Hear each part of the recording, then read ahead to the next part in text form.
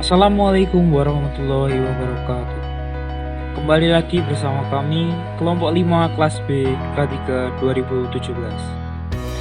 Pada kesempatan kali ini, kami akan membahas mengenai industri manufaktur excavation good non-metal pada PT TIS Kontraktor Indonesia Sanggata Mine Project. Sebelumnya, akan saya perkenalkan terlebih dahulu anggota dari kelompok 5, yaitu yang pertama Ana Fauziah, yang kedua Anissa Prima Karisma Suwarto, yang ketiga Elvali Nur Hayati, yang keempat saya sendiri Faisal Putri Juliono, yang kelima Muhammad Iskandar Nur Fahmi, yang keenam Nadia Khairunisa, yang ketujuh Risma Dwi Evariana, dan yang terakhir Rizka Lailatul Rohmah.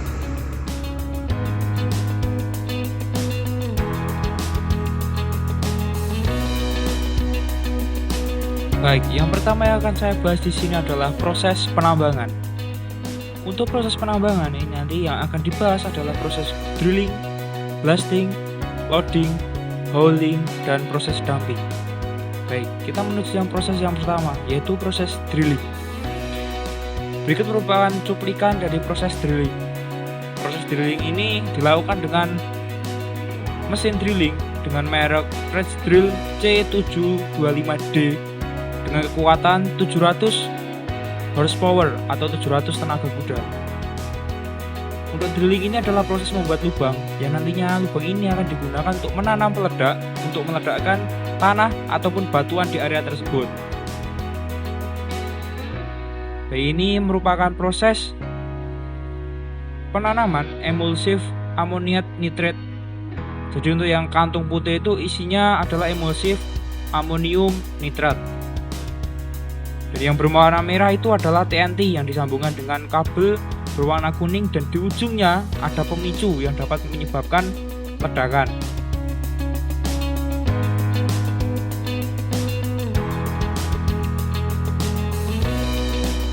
Untuk benda putih yang diisi ke lubang ledak oleh truk tersebut adalah bahan utama ledak ANFO atau amonium nitrat.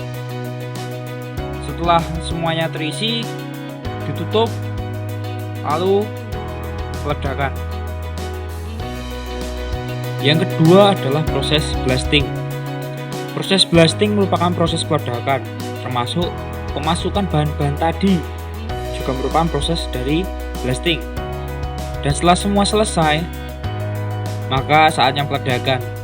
Berikut merupakan cuplikan dari peledakan yang ada di area tambang.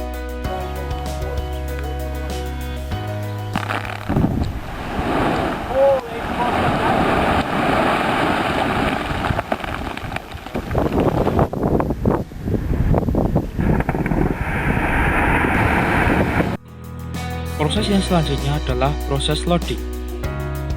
Proses loading yaitu proses pemindahan tanah ataupun batuan ke dalam truk, baik heavy duty dump truck maupun articulated dump truck.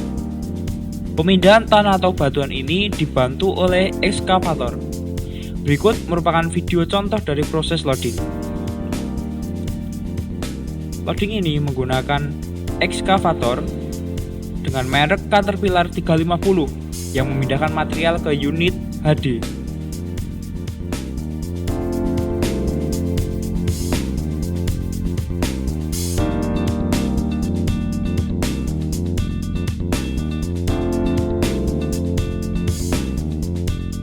Baik, proses yang selanjutnya adalah proses hauling.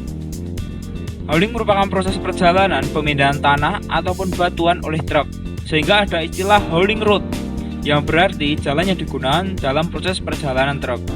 Hauling road ini meliputi jalan yang datar, jalan menanjak, berbelok, dan area jalan yang dilalui oleh kendaraan.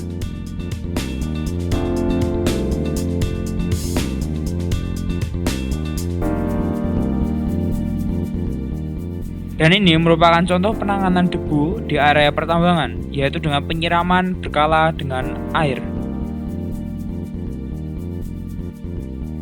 Untuk proses selanjutnya yaitu proses dumping. Dumping merupakan proses pembuangan, penuangan maupun peletakan dari material yang diangkut oleh truk. Proses ini dilakukan dengan bantuan sistem hidrolik di truk, sehingga bak truk dapat terangkat dan muatan dapat tumpah ke area yang sudah ditentukan.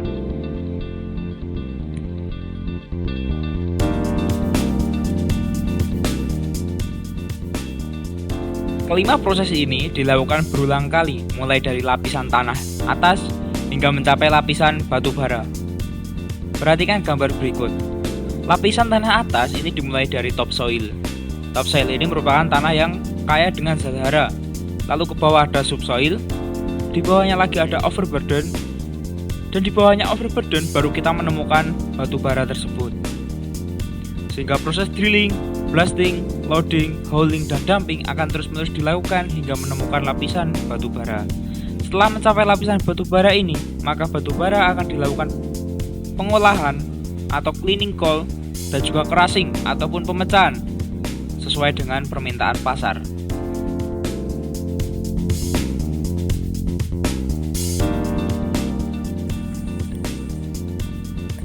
Faktor bahaya dan tindakan pengendalian. Dari tahapan proses produksi yang ada di PT TIS Kontraktor Indonesia yang dimulai dari tahapan drilling hingga dumping, tidak terlepas dari bahaya dan risiko kecelakaan kerja maupun penyakit akibat kerja. Adapun faktor bahaya yang ada yaitu: yang pertama, ada faktor bahaya fisika, yang kedua, faktor bahaya psikologi, yang ketiga, faktor bahaya mekanik, yang keempat, faktor bahaya kimia, dan ada juga unsafe action. Faktor bahaya fisika dan tindakan pengendalian. Dari proses produksi di PT TIS Kontraktor Indonesia, terdapat berbagai bahaya yang tergolong dalam faktor bahaya fisika. Adapun bahaya beserta pengendaliannya yaitu: yang pertama, unit dioperasikan di area yang tanahnya tidak stabil. Hal ini dapat menyebabkan unit terbalik. Adapun tindakan pengendalian yang harus dilakukan yaitu: yang pertama, perataan tanah, yang kedua, pelatihan bagi operator unit, yang ketiga, safety briefing sebelum bekerja, yang keempat, pengadaan SOP pengoperasian unit, dan yang terakhir, menggunakan seat belt dan APD saat mengemudi. Kemudian ada bahaya struktur tanah miring dan operator unit salah mengoperasikan cek dari unit tersebut. Hal ini dapat menyebabkan unit terbalik. Adapun tindakan pengendalian yang dapat dilakukan yaitu: melakukan pelatihan bagi operator unit, pre-start check sebelum mengoperasikan, melakukan safety briefing sebelum bekerja, adanya SOP pengoperasian unit, membuat kemiringan tanah kurang dari 10 derajat, menurunkan jack unit pada tempat yang padat, dan yang terakhir, menggunakan APD seperti safety shoes dan safety helmet. Bahaya selanjutnya yaitu: area peledakan terdapat banyak lubang-lubang peledakan. Hal ini dapat membuat seseorang terperosok ke dalam lubang apabila tidak berhati-hati. Tindakan pengendalian yang dapat dilakukan yaitu: mengadakan safety briefing sebelum bekerja, membuat SOP proses blasting, memasang safety line di dekat area lubang, dan yang terakhir menggunakan APD.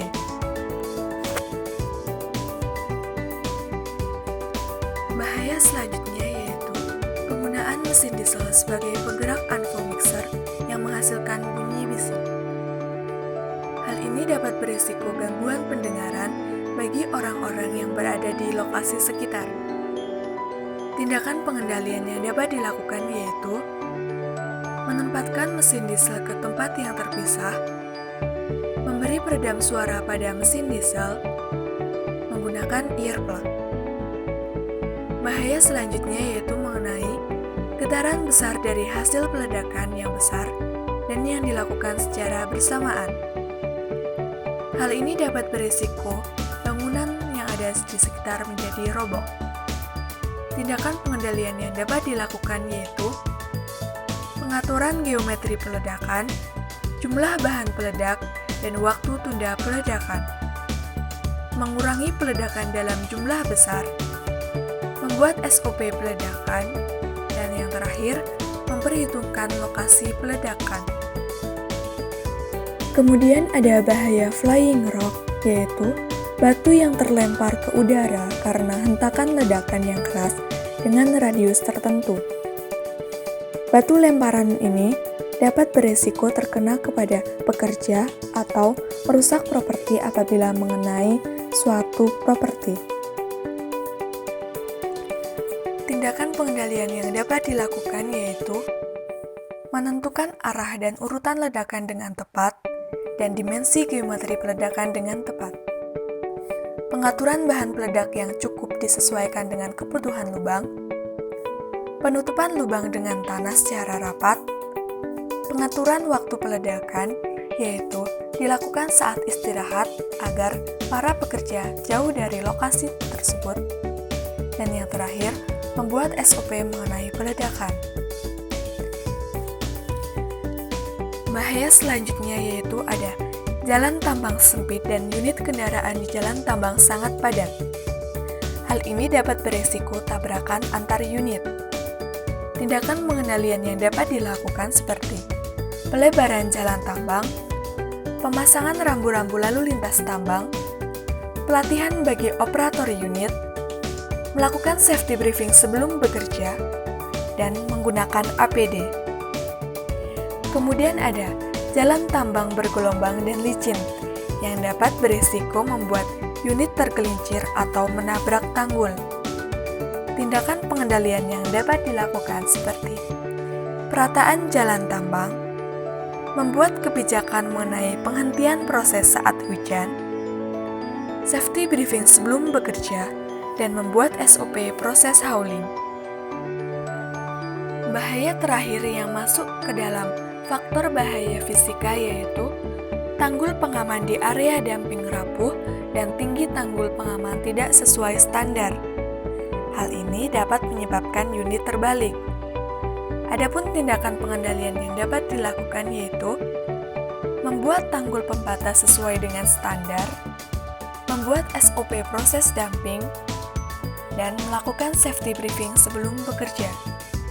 Dari proses produksi di PT TIS Kontraktor Indonesia juga terdapat berbagai bahaya yang tergolong dalam faktor bahaya psikologi. Adapun bahaya beserta tindakan pengendaliannya yaitu bahaya pengemudi unit mengalami kelelahan. Tindakan pengendalian yang dapat dilakukan yaitu dengan melakukan istirahat yang cukup, adanya sensor kelelahan, melakukan peregangan, dan tidak diizinkan bekerja saat kelelahan.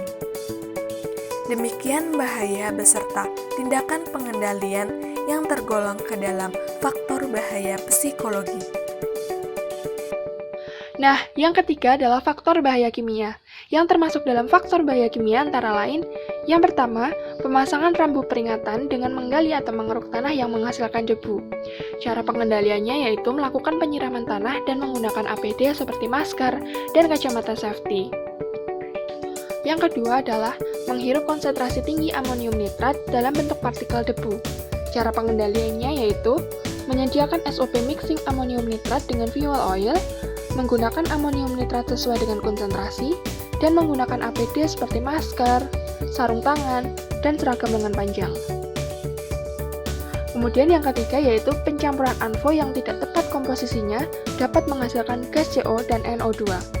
Cara pengendaliannya yaitu adanya SOP pencampuran ANFO atau amonium nitrat dan fuel oil, kemudian aturan perbandingan yang tepat dalam pencampuran ANFO, melakukan inspeksi hasil peledakan pasca eksekusi blasting, dan menggunakan APD seperti masker dan kacamata safety. Yang keempat adalah hempasan udara yang sangat kuat dan cepat yang dihasilkan oleh lemparan energi peledak. Cara pengendaliannya yaitu dengan metode rekayasa teknik, yaitu pengaturan panjang burden, kemudian ada pengaturan arah ledakan dan dilakukan pada cuaca yang cerah, membuat SOP peledakan, dan pengaturan arah hempasan yang tepat. Faktor bahaya selanjutnya yaitu yang keempat, faktor bahaya mekanik. Yang termasuk dalam faktor bahaya mekanik antara lain, yang pertama, tinggi bagian bawah unit drill rendah bila dibandingkan dengan tinggi operator yang menyebabkan operator terbentur. Cara pengendaliannya yaitu melakukan safety briefing sebelum bekerja, kemudian menyediakan SOP mengenai proses pre-start check, dan menggunakan APD lengkap seperti safety helmet dan safety shoes. Yang kedua adalah unit ekskavator yang dioperasikan berada pada kondisi yang tidak aman seperti overheat atau masalah mekanikal lainnya.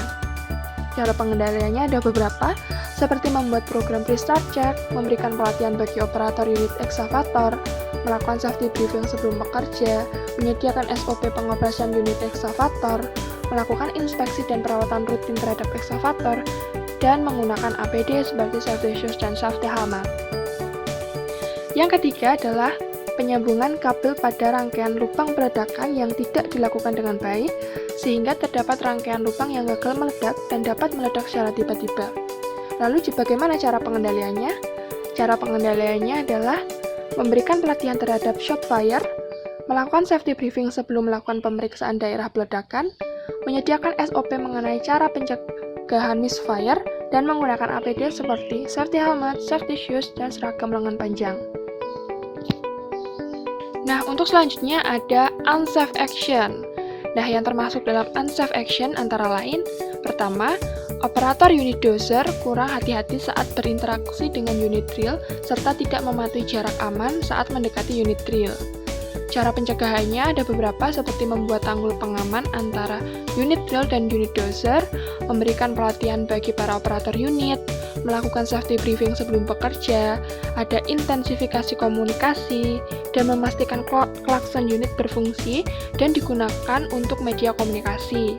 Kemudian ada menyediakan SOP bekerja disertai dengan ketentuan jarak aman, memasang warning sight di lokasi drilling, dan menggunakan APD seperti safety shoes dan safety helmet.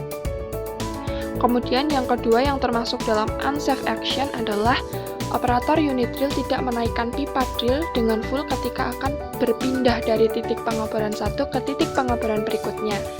Cara pengendaliannya seperti memberikan pelatihan kepada operator unit drill, melakukan safety briefing sebelum bekerja, menyediakan SOP tentang cara pencegahan pipa drill bengkok, dan menggunakan APD seperti safety shoes dan safety helmet. Kemudian yang ketiga, masih terdapat orang di dalam area peledakan pada saat proses peledakan berlangsung. Cara pengendaliannya antara lain, memberikan informasi blasting melalui papan blasting dan radio perusahaan, mengevakuasi orang di luar radius 500 meter, melakukan pengawasan di area blasting, melakukan final check sebelum peledakan, melakukan safety briefing sebelum bekerja, dan menyediakan SOP mengenai proses blasting. Dari aspek hukum K3, terdapat kumpulan-kumpulan peraturan undang-undangan yang mengatur tentang perlindungan keselamatan dan kesehatan kerja. Ada beberapa peraturan. Yang pertama ada Undang-Undang Nomor 1 Tahun 1970 tentang Keselamatan Kerja, di mana undang-undang ini mengatur tentang kewajiban pengusaha dan pekerja dalam melaksanakan keselamatan kerja. Yang kedua ada Undang-Undang Nomor 23 Tahun 1992 tentang Kesehatan. Peraturan ini mengatur tentang kewajiban perusahaan melakukan pengecekan kesehatan secara berkala, di mana meliputi tentang pelayanan kesehatan kerja, pencegahan penyakit akibat kerja, dan syarat kesehatan kerja. Selanjutnya ada Undang-Undang Nomor 13 Tahun 2003 tentang Ketenagakerjaan, di mana peraturan ini mengatur hal yang berhubungan dengan ketenagakerjaan, seperti ada upah kerja, jam kerja, cuti, sampai dengan keselamatan dan kesehatan kerja. Yang keempat ada Keputusan Menteri Pertambangan dan Energi Nomor 55-6-M.PE/1995 tentang K3 Pertambangan Umum. Selanjutnya ada UU Nomor 4 Tahun 2009 tentang Pertambangan Mineral dan Batu Bara, di mana peraturan ini mengatur tentang pengawasan yang dilakukan oleh Menteri, Gubernur, dan Bupati atau Wali Kota sesuai dengan kewenangannya. Selanjutnya ada Peraturan Menteri Energi dan Sumber Daya Mineral Republik Indonesia Nomor 26 Tahun 2018 tentang pelaksanaan kaidah pertambangan yang baik dan pengawasan pertambangan mineral dan batu bara. Selanjutnya ada Undang-Undang Nomor 32 Tahun 2009 tentang perlindungan dan pengelolaan lingkungan hidup. Yang terakhir ada Peraturan Pemerintah Nomor 55 Tahun 2010 tentang pembinaan dan pengawasan penyelenggaraan pengelolaan usaha pertambangan mineral dan batu bara. pada PT TIS Kontraktor Indonesia Sangatta Main Project menerapkan beberapa peraturan perundang-undangan di setiap tahapnya. Garing MEM garing 2018 mengenai pedoman pelaksanaan kaidah teknik penambangan yang baik. Yang kedua ada Undang-Undang Nomor 4 Tahun 2009 tentang pertambangan mineral dan batu bara. Yang ketiga ada elemen ISO 9001 tahun 2000. Selanjutnya kita masuk ke tahap blasting. Nah, pada tahap ini ada beberapa risiko, antara lain yang pertama ada risiko terperosok, terjatuh dari ketinggian, tertabrak unit saat memasang sign di area blasting. Peraturan yang mengatur pada tahap ini yaitu Peraturan Menteri Ketenagakerjaan Nomor 9 Tahun 2016 tentang keselamatan dan kesehatan kerja dalam pelaksanaan pada ketinggian.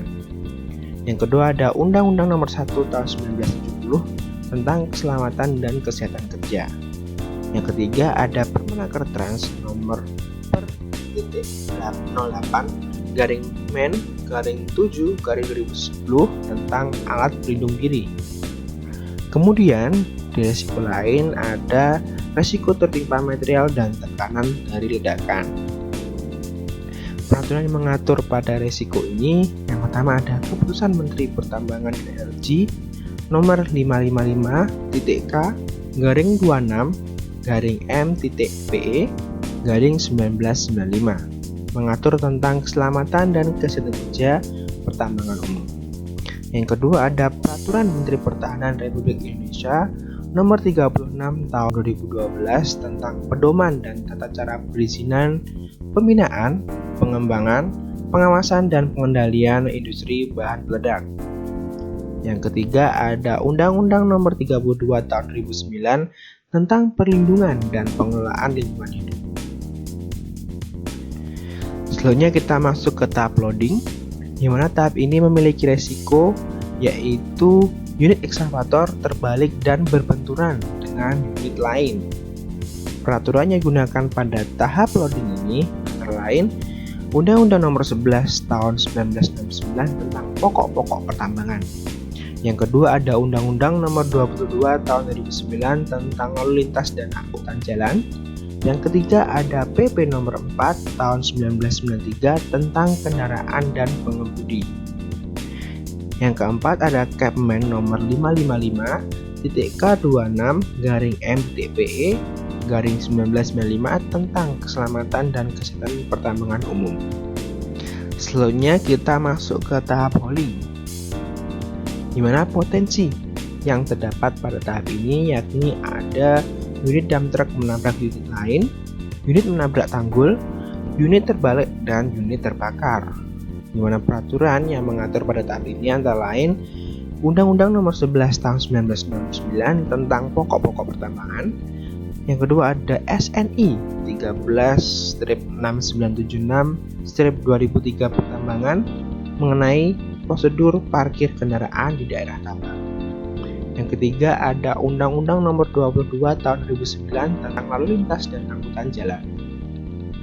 Yang keempat ada Kepmen Nomor 555-K-26-M.PE/1995 tentang keselamatan dan kesehatan kerja pertambangan umum. Nah, selanjutnya kita masuk ke tahap dumping. Pada tahap dumping ini memiliki risiko yaitu unit dump truck dapat tergelincir dan bertabrakan dengan unit lain. Peraturan yang mengatur pada tahap ini antara lain Undang-Undang Nomor 11 Tahun 1969 tentang pokok-pokok pertambangan. Yang kedua ada Undang-Undang Nomor 22 Tahun 2009 tentang lalu lintas dan angkutan jalan. Yang ketiga ada PP Nomor 4 Tahun 1993 tentang kendaraan dan pengemudi.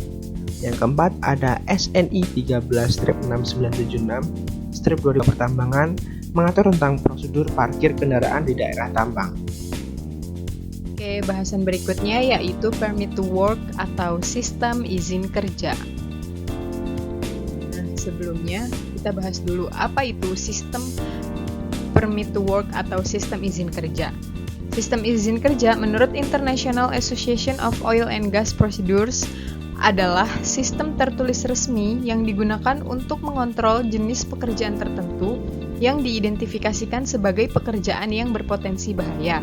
Ini juga merupakan sarana komunikasi antara manajemen instalasi atau site, plant supervisor dan operator, serta mereka yang melakukan pekerjaannya. Di PT TIS Contractors Indonesia sendiri memiliki tingkat risiko yang cukup tinggi, sehingga perlu adanya sistem izin kerja yang jelas pada masing-masing tahapan proses kerja yang terjadi di sini. Adapun sistem izin kerja yang diterapkan oleh PT TIS Contractors Indonesia antara lain, yang pertama yaitu izin kerja penggalian.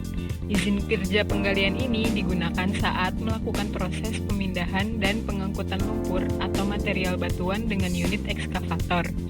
Biasanya ini ada di tahap drilling dan loading. Izin kerja penggalian itu dibutuhkan saat melakukan pekerjaan dengan alat angkut ekskavator di area pekerjaan, yaitu suatu pekerjaan yang meliputi semua pekerjaan penggalian di daerah yang memerlukan pemeriksaan dan persetujuan dari berbagai departemen terkait, seperti produksi, elektrik, communication, pipeline maintenance. Selanjutnya, izin kerja pengangkatan. Biasanya izin ini digunakan saat pemindahan dan pengangkutan lumpur atau material batuan dengan unit ekskavator. Proses ini ada di tahap drilling dan loading. Sistem izin pengangkatan ini digunakan untuk pengangkatan kritikal, beban yang di atas 10 ton atau pengangkatan dengan menggunakan 2 crane atau lebih, dan pengangkatan material yang mahal harganya, dan material lebar ukurannya yang kategorinya bahaya. Beberapa hal yang perlu diperhatikan dalam sistem izin pengangkatan ini antara lain spesifikasi peralatan yang akan diangkat, meliputi jenis, bentuk, berat, dan lain-lain. Dokumen tentang material ini akan sangat membantu kita pada jenis peralatan lifting yang akan digunakan nantinya. Yang kedua adalah area lifting atau pengangkatan. Di antaranya meliputi jenis tanah, kondisi lingkungan seperti cuaca, jenis musim, arah dan kecepatan angin, dan juga jarak jangkau alat pengangkatan. Hal ini akan berpengaruh pada apakah akan diberikan peralatan tambahan atau tidak, jenis peralatan yang akan digunakan, dukungan-dukungan lain yang dibutuhkan sebagai bahan pertimbangan. Dan yang terakhir yaitu metode kerja. Metode kerja di sini merupakan letak kunci kegiatan akan berjalan dengan baik atau tidak, karena dalam metode kerja akan mencakup sebagian besar unsur, baik progres maupun keselamatan. Selanjutnya, sistem izin kerja panas. Biasanya ini diterapkan saat melakukan pengeboran, peledakan, pemeriksaan area peledakan, pengangkutan batu bara, dan lain-lainnya yang melibatkan hal-hal yang bersifat panas. Adapun kegiatan ini ada pada tahap drilling, blasting, dan hauling. Izin kerja panas itu izin kerja untuk pekerjaan yang menghasilkan api atau menggunakan api, di mana lokasi pekerjaan tersebut berdekatan dengan bahan yang mudah terbakar. Sistem izin kerja panas ini juga diperlukan apabila akan melaksanakan pekerjaan panas, misalnya seperti pengelasan, pemotongan dengan api, pengeboran logam, dan sandblasting, atau juga seperti pekerjaan drilling, blasting welding, grinding, cutting yang berdekatan dengan bahan mudah terbakar. Dan yang terakhir yaitu izin kerja di ketinggian. Izin kerja di ketinggian ini biasanya dipakai saat ada pemasangan sign atau barikade di area blasting. Sistem ini biasanya ada pada tahap blasting. Sistem izin kerja di atas ketinggian itu yaitu izin kerja yang diberikan kepada pekerja yang akan bekerja di atas ketinggian yang dilakukan di mana akses ke tempat kerja harus menggunakan personal basket tanpa tangga atau ladder. Saat proses blasting ini tentu saja perlu adanya sign atau barikade agar bisa menjadi pengingat para pekerja yang lain. Dan bukit-bukit yang ada biasanya lokasinya tinggi sehingga bisa menyebabkan bahaya dan perlu adanya izin kerja di atas ketinggian ini. PT TIS Contractors Indonesia merupakan perusahaan dalam sektor pertambangan yang memiliki proses kerja drilling, blasting, loading, hauling, dan dumping. Resiko bahaya paling tinggi di PT TIS Contractors Indonesia menurut kelompok kami terdapat pada dump truck yang menabrak tanggul akibat hujan atau tumpahan material lain pada proses hauling. Karenanya, safety program serta plan, do, check, action yang kelompok kami buat adalah mengadakan safety briefing, memberikan pelatihan operator unit, serta menyediakan SOP terkait proses hauling lalu lintas tambang.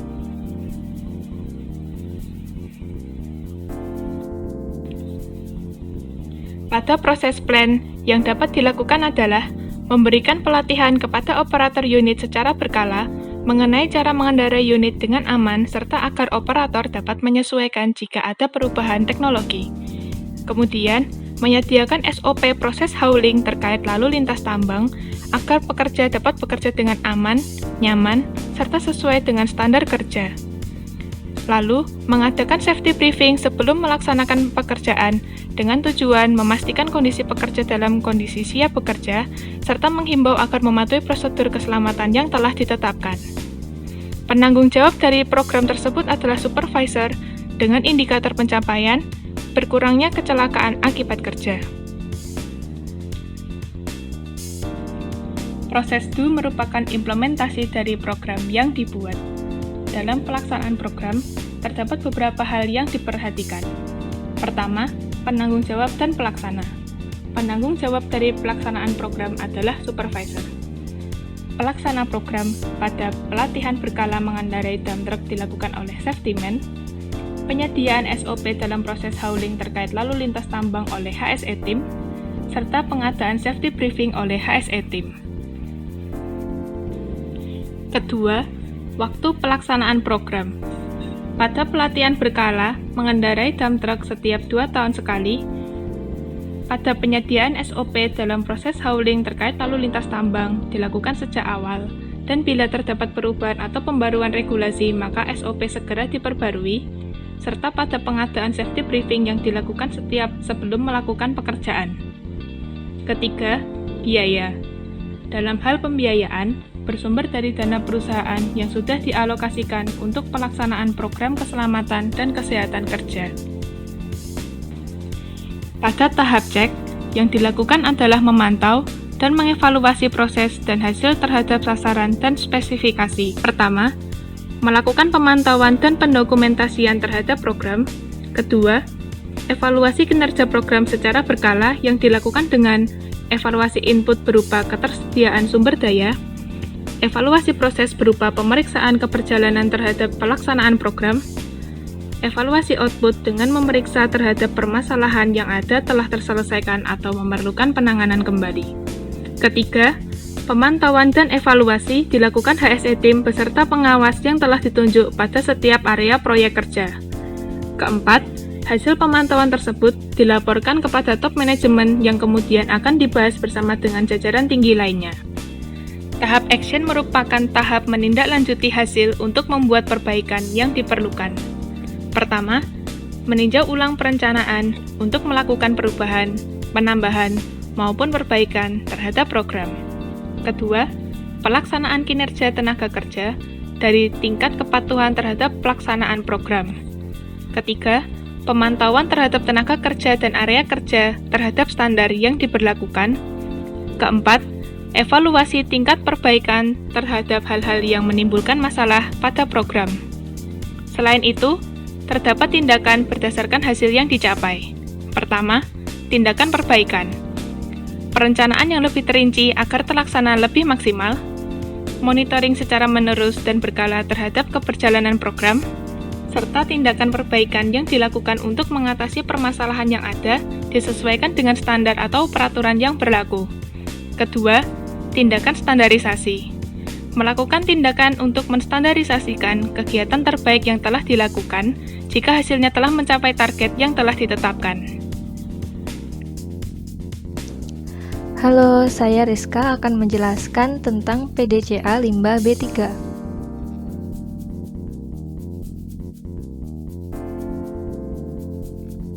PDCA adalah suatu siklus peningkatan mutu atau improvement process yang berkesinambungan atau terus-menerus yang umum digunakan dalam pengendalian kualitas atau quality control. PDCA merupakan abbreviation dari plan, perencanaan, do, pelaksanaan, check, pemeriksaan, dan action, tindak lanjut.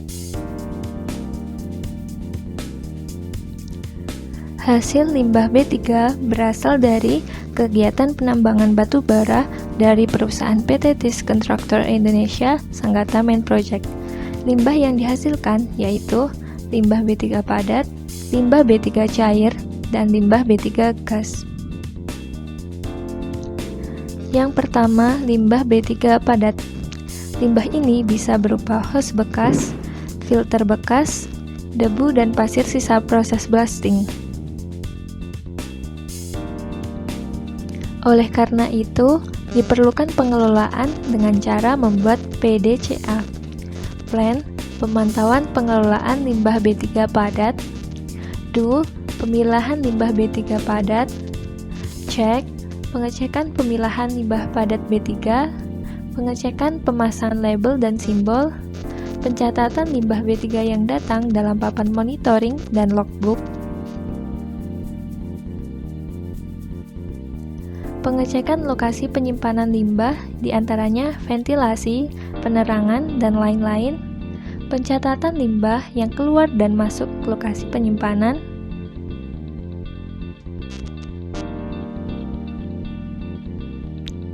selanjutnya action, yaitu monitoring dan evaluasi terkait pengolahan limbah padat B3 sesuai dengan aturan, resosialisasi SOP pemilahan sampah, resosialisasi panduan pengisian daftar pengolahan limbah padat berbahaya sudah sesuai dengan aturan, dan peninjauan kerjasama dengan pihak ketiga pengolah limbah B3.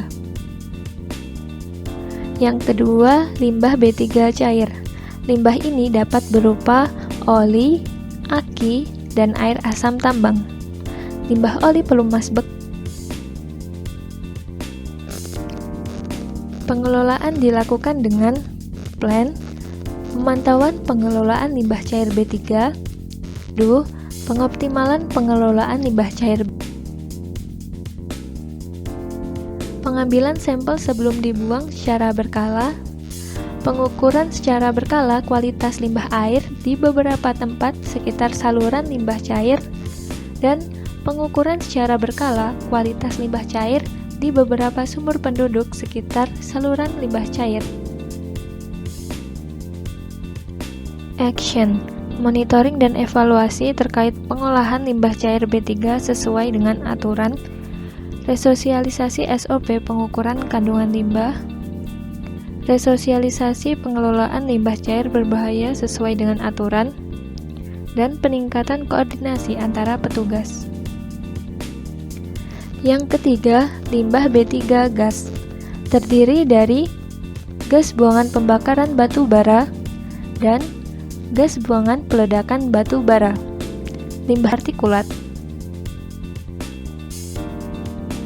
Pengelolaan limbah dapat dilakukan dengan pemantauan limbah sehingga mutu limbah B3 gas yang dibuang ke lingkungan tidak melampaui baku mutu yang telah ditetapkan. Do, pendataan limbah B3 gas dan pelaporan limbah B3 gas. Cek, pengumpulan dan pengukuran data dengan cara pengamatan yang dilakukan oleh petugas penanggung jawab masing-masing dalam kegiatan pembakaran atau combustion batu bara dan peledakan atau blasting batu bara. Selanjutnya, pengukuran kadar limbah gas yang dihasilkan. Action, monitoring dan evaluasi terkait pengolahan limbah gas B3 sesuai dengan aturan secara berkala. Resosialisasi SOP pengelolaan limbah gas, resosialisasi pengelolaan limbah gas berbahaya sesuai dengan aturan, dan peningkatan koordinasi antar petugas. Selanjutnya, saya akan menjelaskan PDCA limbah non-B3. Yang pertama adalah limbah non-B3 cair. Limbah non-B3 cair diklasifikasikan berdasarkan asal limbahnya, yaitu limbah cair domestik atau domestic wastewater, rembesan dan luapan atau infiltration and inflow, dan air hujan atau storm water. Dampak limbah non-P3 cair apabila tidak ditangani atau diolah dengan baik dapat menimbulkan dampak yang besar bagi pencemaran lingkungan serta dapat menjadi sumber penyakit bagi masyarakat sekitar. Pengelolaan limbah non-P3 cair melalui pendekatan model PDCA. Perencanaan atau plan. Pemantauan limbah non-P3 cair sehingga mutu limbah non-P3 cair yang dibuang ke lingkungan tidak melampaui baku mutu limbah non-P3 cair yang telah ditetapkan. Penerapan atau DO. Yang pertama, pemilahan limbah non-P3 cair oleh petugas dan pengawas bidang pengelolaan limbah non-P3. Yang kedua, pendataan limbah non-P3 cair oleh petugas dan pengawas bidang pengelolaan limbah non-P3. Yang ketiga, pelaporan limbah non-P3 cair oleh petugas dan pengawas bidang pengelolaan limbah P3 pada top manajemen yang selanjutnya diteruskan kepada Dinas Lingkungan Hidup atau DLH setempat. Pemeriksaan atau cek. Yang pertama, pengecekan pemilahan limbah non-P3 cair. Yang kedua, pengecekan pemasangan label dan simbol limbah non-P3 cair untuk menunjukkan karakteristik dan jenis limbah non-P3. Yang ketiga, pemasangan alat ukur debit atau laju limbah non-P3. Yang keempat, pengumpulan dan pengukuran data dengan cara pengamatan yang dilakukan oleh petugas penanggung jawab masing-masing dalam kegiatan yang menghasilkan limbah non-P3. Yang kelima, pengumpulan dan pengukuran data dengan cara pengamatan dilakukan di lokasi-lokasi pada instalasi yang menghasilkan limbah non-P3 cair, seperti pemisahan saluran pembuangan limbah non-P3 dan P3, ventilasi, penerangan, dan lain-lain. Yang keenam, pengambilan contoh limbah non-P3 cair untuk diperiksa di laboratorium. Yang ketujuh, pengambilan keterangan yang berhubungan dengan pelaksanaan pengelolaan limbah non-P3. Yang kedelapan, melakukan pemotretan sebagai kelengkapan laporan pengawasan limbah non-P3 cair. Yang kesembilan, pencatatan hasil pemeriksaan dan pengukuran limbah non-P3 cair dalam papan monitoring dan logbook. Yang ke-10, pelaporan data indikator pengelolaan limbah non-P3 cair sesuai dengan peraturan. Yang ke-11, melakukan audit internal dan eksternal secara berkala. Realisasi atau action. Yang pertama, monitoring dan evaluasi terkait pengelolaan limbah non-P3 cair sesuai dengan peraturan secara berkala. Yang kedua, resosialisasi SOP pengelolaan sampah limbah non-P3 secara berkala. Yang ketiga, resosialisasi panduan pengisian daftar pengelolaan limbah non-P3 cair sesuai dengan peraturan secara berkala. Yang keempat, peningkatan koordinasi antar petugas dalam penanganan non-P3 cair. Yang kelima, peninjauan instalasi pengelolaan limbah non-P3 secara berkala. Yang keenam, modifikasi proses pengelolaan limbah sebagai tindak lanjut upaya meminimalisir limbah buangan non-P3. Nah, yang kedua adalah limbah non-P3 padat. Jenis limbah non-P3 padat yang biasanya dihasilkan meliputi sampah umum yang tidak bisa dimanfaatkan dan yang bisa dimanfaatkan, seperti kertas bekas, ban bekas, plastik, kardus bekas, dan pelet kayu. Sampah umum yang dikelola adalah sampah umum yang berasal dari areal perumahan karyawan, areal kantor, dan juga bengkel. Sampah umum yang tidak bisa dimanfaatkan ditimbun di tempat penimbunan akhir atau TPA. Dampak limbah non-P3 padat. Permasalahan limbah padat non-P3 dapat berupa sampah organik maupun non-organik. Pengelolaan limbah non-P3 padat melalui pendekatan model PDCA. Perencanaan atau plan. Yang pertama, pemantauan limbah non-P3 padat sehingga mutu limbah non-P3 padat yang dibuang ke lingkungan tidak melampaui baku mutu limbah non-P3 padat yang telah ditentukan. Yang kedua, penyediaan tempat sampah organik dan sampah non-organik agar tidak tercampur menjadi satu dan mudah dalam pengelolaan berikutnya. Penerapan atau DO. Pemilahan limbah non-B3 padat antara organik dan anorganik oleh petugas dan pengawas bidang pengelolaan limbah. Yang kedua, pendataan limbah non-B3 padat oleh petugas dan pengawas bidang pengelolaan limbah. Yang ketiga, pelaporan limbah non-B3 padat oleh petugas dan pengawas bidang pengelolaan limbah B3 pada top manajemen yang selanjutnya diteruskan kepada Dinas Lingkungan Hidup atau DLH setempat. Pemeriksaan atau cek. Yang pertama, pengecekan pemilahan limbah non-B3 padat antara sampah organik dan non-organik. Yang kedua, pengecekan karakteristik limbah non-B3 padat antara sampah organik dan non-organik.